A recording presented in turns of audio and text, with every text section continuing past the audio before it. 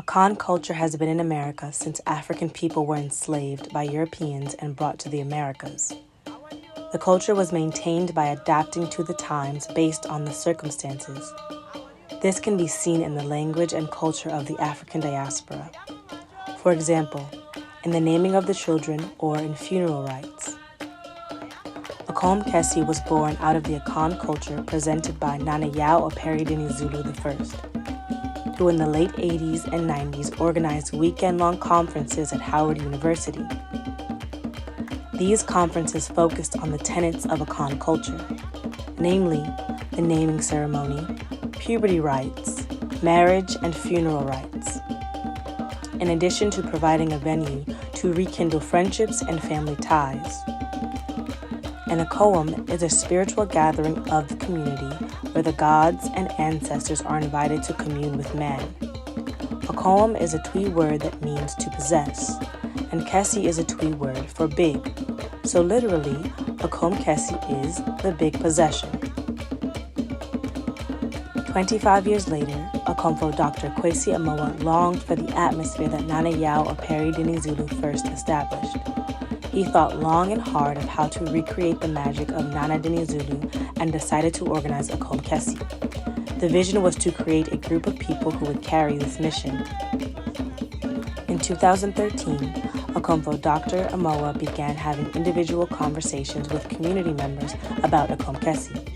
During these conversations, he sought to assess the demand and wishes of the community. In 2015, Akomfo Dr. Asamoah organized the initial planning committee.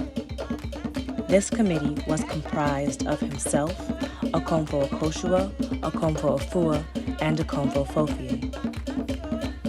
The intent was to resume a conference that was dedicated to teaching the community in the Americas about Akan culture.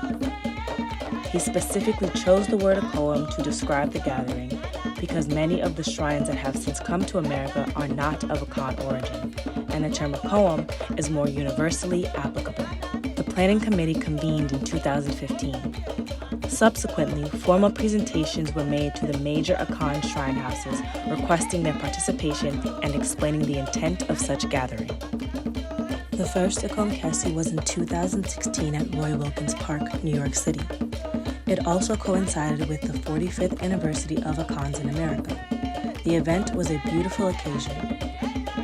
In 2017, the conference was held in Washington, D.C.